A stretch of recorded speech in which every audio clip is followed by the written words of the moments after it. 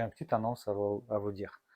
J'ai remarqué qu'une fois par semaine, les sorties des vidéos, c'est pas assez. Et en plus, il y a tellement de choses qui se passent pendant une semaine que je peux pas tout nommer.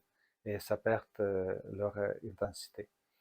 En fait, je vais essayer de faire 2 ou 3 fois par semaine. Ça va être plus court. Je vais parler plus de tout ce qui se passe sur le front, des faits marquants, des bombardements, de quelque chose qui peut être intéressant. Donc, je vais essayer.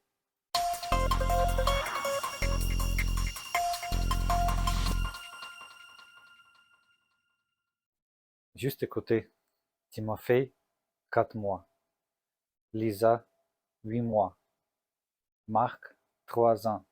Zlata, 8 ans. Sergi, 9 ans. C'est 5 enfants qui étaient tués par un missile russe à Odessa, dans ma ville natale. Donc, 5 enfants, le 2 mars, étaient tués. Juste imaginez.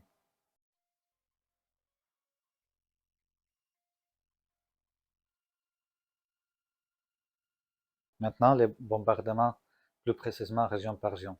Région de Kharkiv, 2 décès, 13 blessés. Région de Donetsk, 16 décès, 52 blessés. Région de Sumy, il n'y a pas de décès, heureusement. Et il y a deux blessés. Région de Zaporizhia, 2 décès et 5 blessés. Il s'agit des civils. Donc, les territoires occupés de la région de Donetsk, 7 décès, 8 blessés. La région de Kherson, 4 décès et 6 blessés. Région d'Odessa, je viens de parler, 12 décès, 9 blessés. Parmi les 12 décès, c'est 5 enfants.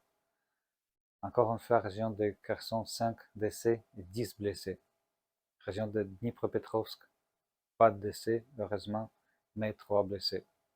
Donc ça donne au total pour une semaine 48 civils tués, 106 civils blessés.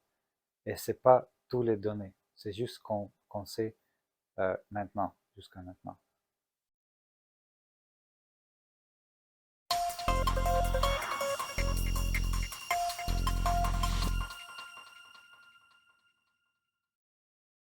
En février 2024, les forces aériennes ukrainiennes ont abattu 13 avions russes, donc 10 bombardiers Su-34, 2 chasseurs Su-35 et un avion de détection lointaine et de commandement A-50. Donc à un mois, 13 avions.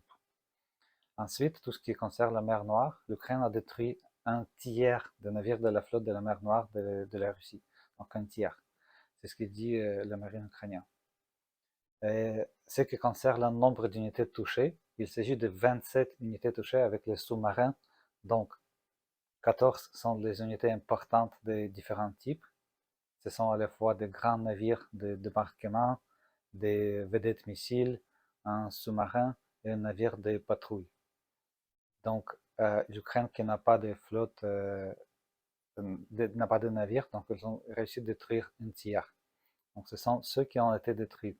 Selon les données, 15 unités restent endommagées et en réparation. Donc, sur un total d'environ 80 unités. Et les forces marines ukrainiennes peuvent dire qu'un tiers a été détruit et un bon nombre a été endommagé. C'est ce que dit le porte-parole de la marine, Dmytro Pletenchuk. Cependant, selon lui, une présence russe assez significative est toujours observée en mer Noire.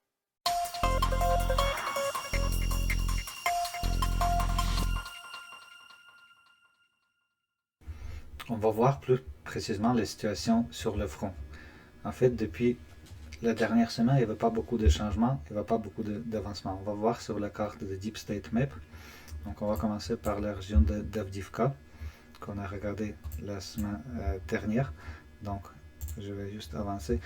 Donc, vous voyez, comme on s'est dit la dernière semaine, les fortifications ukrainiennes de défense sont situées autour du plan d'eau qui est là et il y a aussi des petites montagnes. Donc, les Russes n'ont pas beaucoup avancé et dans les autres régions non plus, il n'y a pas beaucoup d'avancement de l'offensive russe.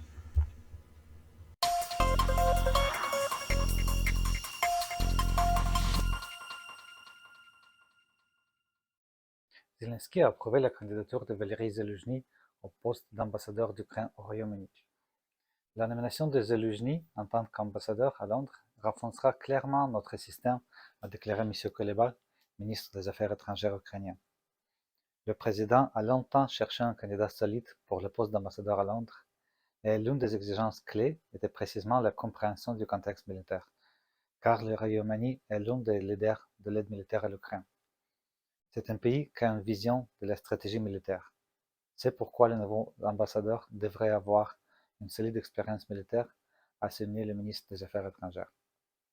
Il a relevé avoir eu plusieurs conversations avec l'ancien chef d'état-major des forces armées ukrainiennes, Valery Zelensky, au cours desquelles il s'assurait que Zelensky n'était pas opposé au travail diplomatique. Nous avons eu plusieurs conversations avec Valery Zelensky, au cours desquelles j'ai été convaincu que notre général avait un intérêt pour le travail diplomatique. Il possède également une formation pertinente. En 2020, il a obtenu un diplôme de maîtrise en relations internationales. Je pense que c'est une étape très logique, a expliqué le diplomate.